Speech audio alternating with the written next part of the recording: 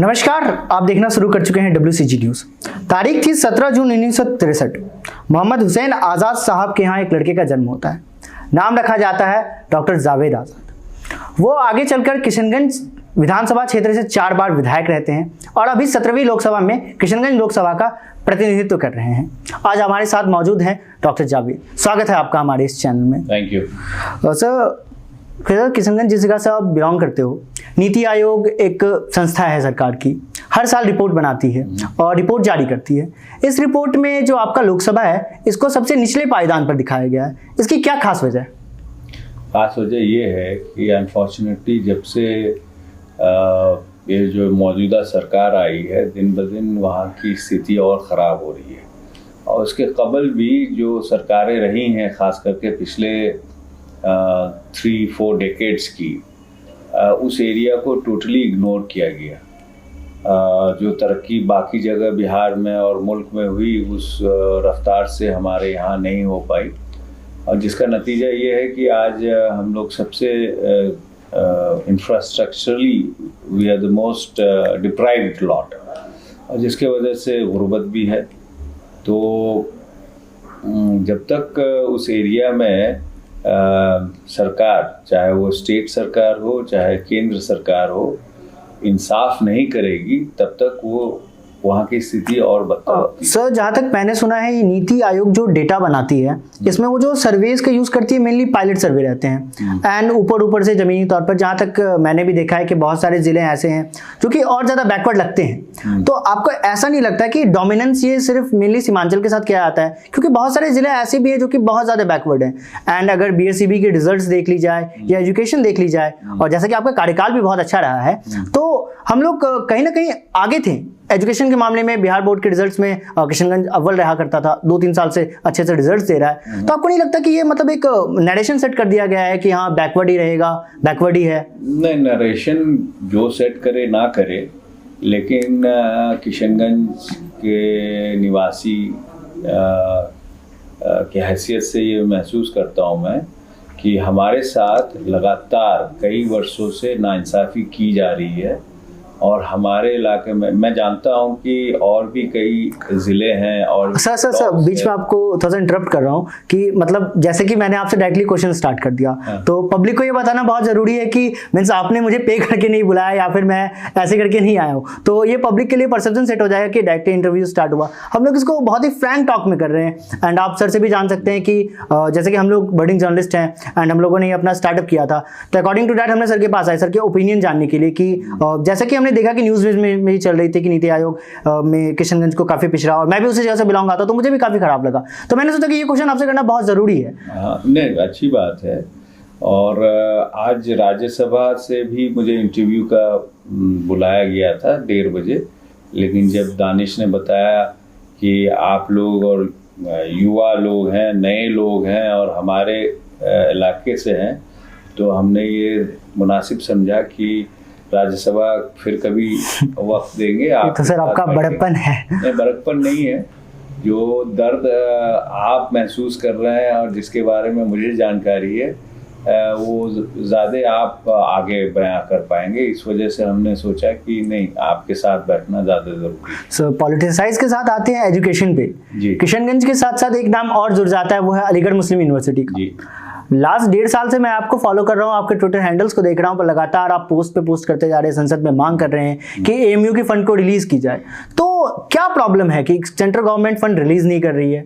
कुछ तो होगा ना, जवाब मांगते होंगे तो उनसे कुछ जवाब आता होगा कि ये रीजंस है। तो वो जो टेक्निकल जवाब होता है, ब्यूरोक्रेटिक जवाब होता है, हाँ देखेंगे और आपका ये करेंगे वो करेंगे, लेकिन शायद उनको पता नहीं कि किशनगंज वाले जब किसी चीज़ में अड़ जाते हैं तो अड़ जाते हैं, और इंशाल्लाह और जल्द ही उनको हम मजबूर करेंगे कि जो हमारा हक है वो दें। वो क्योंकि 13 के बाद जब UPA 2 की गवर्नमेंट थी, तो उस टाइम शायद फंड रिलीज हुआ था, एंड अपार्ट फ्रॉम दैट जब ये NDA की गवर्नमेंट आई तब से शायद फंड रिलीज नहीं हुआ है। शायद के मतलब नहीं हुआ है। ये आपने डिजिटल प्रोटेस्ट में भी पार्टिसिपेट किया था अभी लास्ट टाइम 27 जनवरी को। ये जब UP की सरकार थी, डॉक्टर मनमोहन सिंह की सरकार थी, UPA चेयरपर्सन सोनिया गांधी, और कांग्रेस ने ये महसूस किया कि जो पिछड़े इलाके हैं हिंदुस्तान के, वहाँ पे एजुकेशनल इंस्टीट्यूशंस होने चाहिए ताकि मध्यम वर्ग के और गरीब बच्चे भी अपनी तालीम कम खर्चे में हासिल कर सके और हिंदुस्तान की तरक्की में, इलाके की तरक्की में कंट्रीब्यूट कर सके। उसी को देखते हुए एएमयू के 3 शाखे सेंटर्स बीच में थोड़ा सा और एक इंटरप्शन, आपने कुछ शायद मैंने पढ़ा था, आपके ऑफिस से भी मुझे जानकारी मिली थी कि आपने कुछ कोर्स डलवाया था अभी एएमयू में, एलएलबी। अभी एलएलबी का ये हुआ है, वो इस जो मौजूद आने वाला सेशन है उसमें शुरू हो जाएगा। क्योंकि सर मतलब किसी भी प्लेस के लिए सबसे ज़्यादा उसका अगर फॉर्मेट उसको अगर आगे बढ़ना है तो education is the upmost priority, health, education. तो मतलब गवर्नमेंट ऐसा अब कह सकते हैं कि सौतेला व्यवहार कि हाँ आप प्रायोरिटी नहीं दे रहे, क्योंकि जब आप देख रहे हो कि नीति आयोग ने भी रिपोर्ट जारी कर दी, सबसे पिछड़ा जिला है, तो आपको, क्योंकि मुझे जहाँ तक लगता है कि एएमयू बनने से सिर्फ किशनगंज को फायदा नहीं होने वाला है, उसके एडजॉइनिंग पूर्णिया है, कटिहार है। एक अगर आधा मिनट वक्त देंगे तो मैं ये कहना चाहूँगा आपके माध्यम से कि जानबूझ के हमारे लोगों को, सीमांचल को ही नहीं पूरे बिहार को, ये मौजूदा सरकार जो भारत सरकार है वो चाहती है कि अंडर अचीवर्स रहें, और वो तब रह सकेगा जब वहाँ पे इंफ्रास्ट्रक्चर कम हो। आप देखेंगे कोई ऐसा ज़िला हिंदुस्तान का आप जाएंगे, आपको बिहार के लोग मिलेंगे और ज़्यादातर मज़दूर मिलेंगे। और वहीं आप देखेंगे अगर 3 बड़े बड़े पोस्ट देखेंगे आप, डीएम, एसपी और एसडीओ वगैरह, तो उसमें लगभग हर जिलों में कोई ना कोई बिहार का ऑफिसर मिलेगा। UPSC is dominated by Bihar. तो इसका मतलब ये है कि जिनको अपॉर्चुनिटी मिलती है वो ऊंचे तक जाते हैं, और जिनको अपॉर्चुनिटी नहीं मिलती है अपने परिवार को पालने के लिए, उनको मजबूरी में घर से निकल के दूसरे जगह काम करना पड़ता है। मुझे तो लगता है कि ये जो मौजूदा सरकार है और बिहार सरकार मिलके बिहार के लोगों को पूरे हिंदुस्तान में रोज़गार के लिए रख देना चाहते हैं। वो चाहते नहीं कि वहाँ पे अच्छी तालीम हासिल कर सकें बिहार के लोग अपने घर में रह के, ना ही अदर इंफ्रास्ट्रक्चर, चाहे हेल्थ का हो, चाहे एजुकेशन का हो। कोई भी स्कूल ऐसा नहीं है जहाँ क्वालिफाइड टीचर हों, और संख्या जितनी होती है उसके आधे संख्या में टीचर्स और डॉक्टर। सर अभी आपने इंडस्ट्रीज़ पे बात की, तो आपसे क्वेश्चन कि अगर किशनगंज में इंडस्ट्री लगाने को कहा जाए तो आप किन किन इंडस्ट्रीज की डिमांड करेंगे किशनगंज? क्योंकि जब शाहनवाज हुसैन, मेरा सिंपल सा ये है कि जो बड़ी बड़ी फैक्ट्रीज होती हैं उसकी ज़रूरत मैं नहीं समझता हमारे यहाँ हो। हम चाहते हैं जो मिड रेंज इंडस्ट्री है, स्मॉल स्केल इंडस्ट्री है, जो कम लागत में स्टैब्लिश हो सके, वो ज़्यादा लोगों को जॉब दे सकेगी और उसका फायदा ज़्यादा। एनडीए के टाइम में तो एक बार जूट कॉर्पोरेशन और सिल्क का भी कुछ खुला था, बट वो भी तो फिर पेपर्स पे ही रह गया। के बारे में आप किशनगंज के आदमी हैं, आप जानते हैं जूट को झूठ बोला जा रहा था वहाँ पे, तो I don't want to get into that. लेकिन मेरा सिंपल सा रिक्वेस्ट है आपके माध्यम से सरकार से, बिहार सरकार से भी और केंद्र सरकार से भी, कि हमें भी मौका दीजिए, हम आपके बाकी जगहों से हम बेहतर करेंगे। और अगर आप मौका नहीं देंगे तो हमारी जो डेमोक्रेटिक राइट है, हम अपनी आवाज़ उठाते रहेंगे और आपको मजबूर करेंगे कि हम अपना हक आपसे छीन लें। सो आपका जो ये पर्सनैलिटी इन्हेंसमेंट है, लाइक आपके पापा थे, आपके पापा भी पॉलिटिक्स में थे, फिर आपने उनकी लेगेसी को कंटिन्यू किया, एंड आप जब श्रीनगर में एमबीबीएस कर रहे थे तो ये अचानक से कॉल कैसे लिया कि I need to go in politics?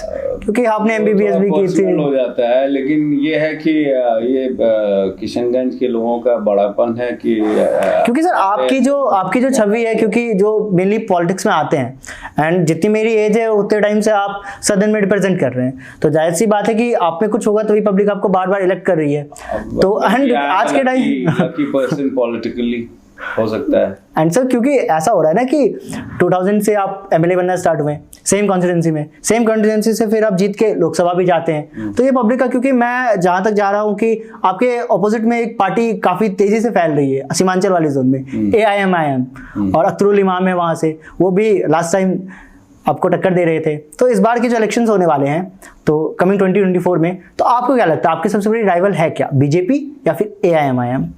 देखिए, इस मुल्क में बहुत तरह के फोर्सेस हैं जो अपने पॉलिटिकल गेन के लिए समाज को बांट रही है, और ख़ास करके यूपी अभी जो बीजेपी की सरकार है उनका मेन मुद्दा है समाज को बांट के वोट, गुमराह करके वोट लेना। तो मैंने एआईएमआईएम का नाम लिया, आपने बीजेपी कहा, मतलब एआईएमआईएम बीजेपी की टीम बी है? टीम बी नहीं है, वो टीम ए है।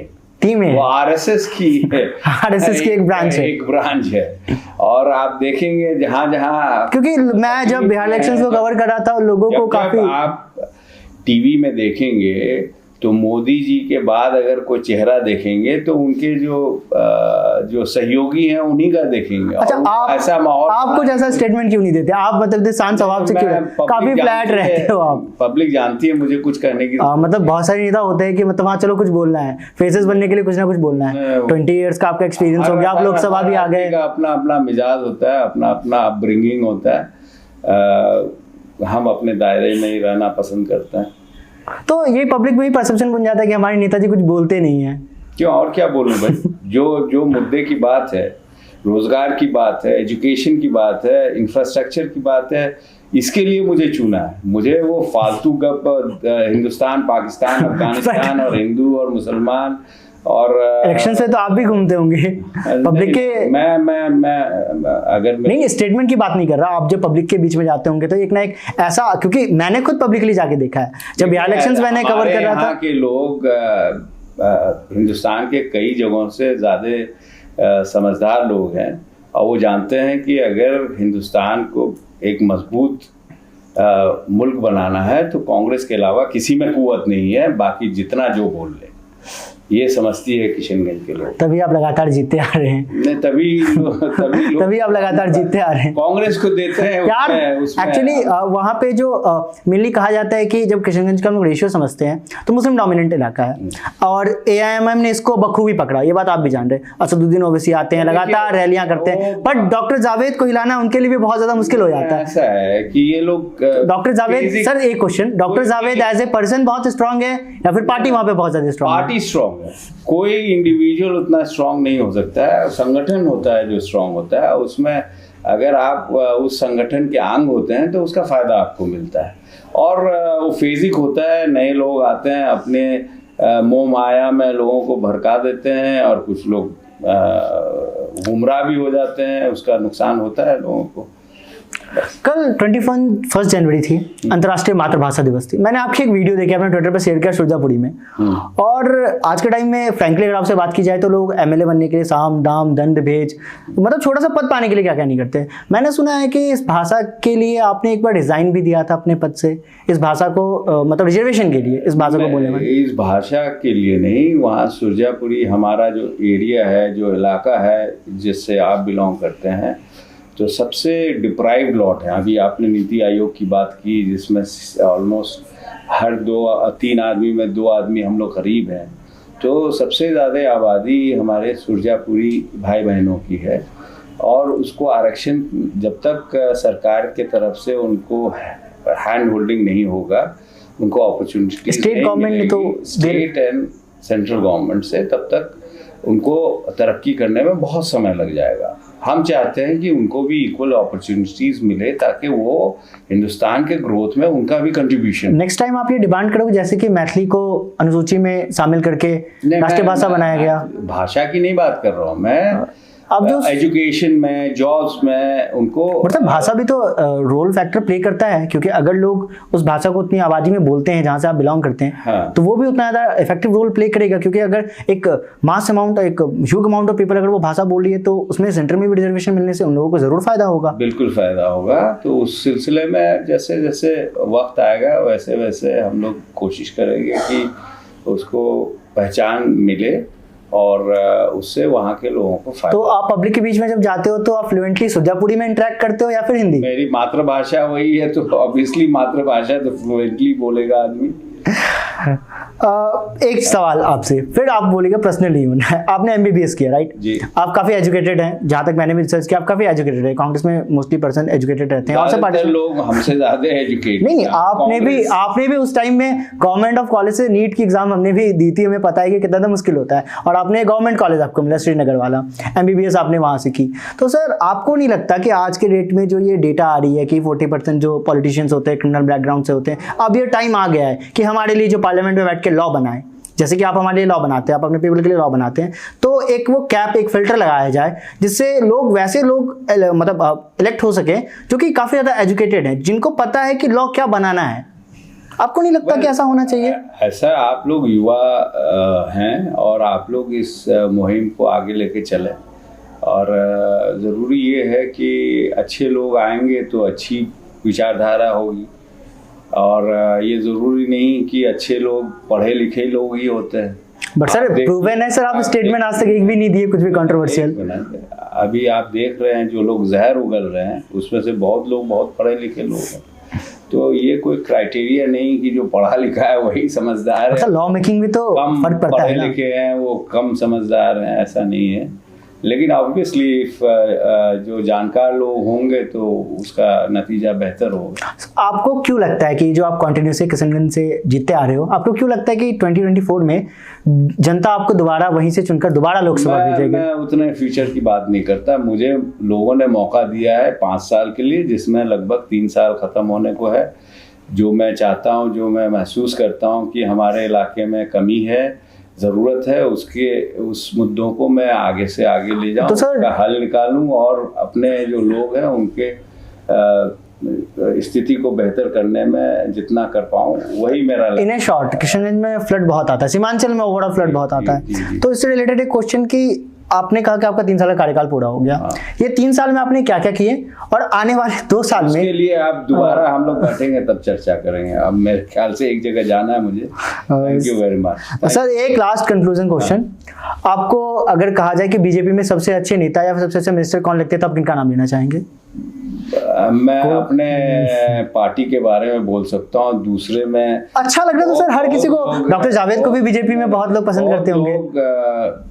बहुत अच्छे सुलझे लोग हैं जो हो सकता है आपसे बात करने में उनको तकलीफ हो, क्योंकि उनके नेतागण में इतना कंफ्यूजन और जहर भरा हुआ है कि अगर एक नाम काम के आधार पे नहीं, मैं किसी का नाम नहीं लोग कांग्रेस में भी बहुत कहते हैं नितिन गडकरी बहुत अच्छा काम कर रहे हैं, तो आपके हिसाब से? किसी का नाम नहीं, बहुत अच्छे मिनिस्टर्स हैं, लेकिन हम लोग सब लोग जानते हैं कि बीजेपी की जो मौजूदा सरकार है पिछले 7-7.5 साल से 1 मैन आर्मी है।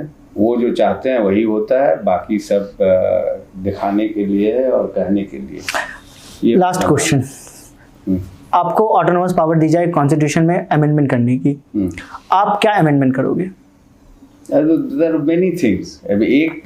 किसी एक चीज को बता दिया जाए कि डॉक्टर साहब को एक चीज में अमेंड करना है। हमारा कॉन्स्टिट्यूशन है, बेसिक स्ट्रक्चर को छोड़ के ऑलमोस्ट परफेक्ट है।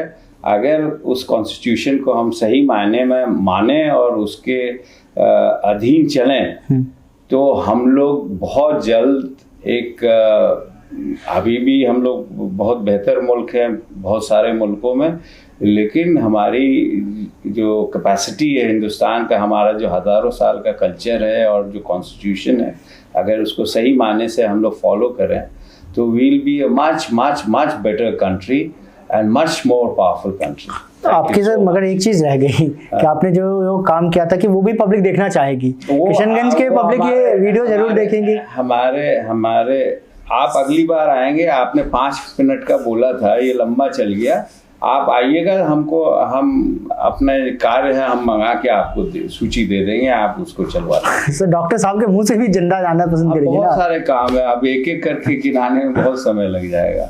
Thank you sir, thank you. Journalism की जरूरत है आज हिंदुस्तान को, और जो सच दिखाते हैं उसको हम लोग को तरजीह देनी चाहिए, उनको बढ़ानी चाहिए। और आपका जो चैनल है उसको हम तहे दिल से शुक्रिया अदा करना चाहते हैं, और हम चाहते हैं कि आप सही चीज़ दिखाएं, जो हकीकत है वो दिखाएं, और अगर आप दिखाएंगे तो आपका अपना स्पेस बनेगा, ये मैं गारंटी लेता हूँ। Thank you so much.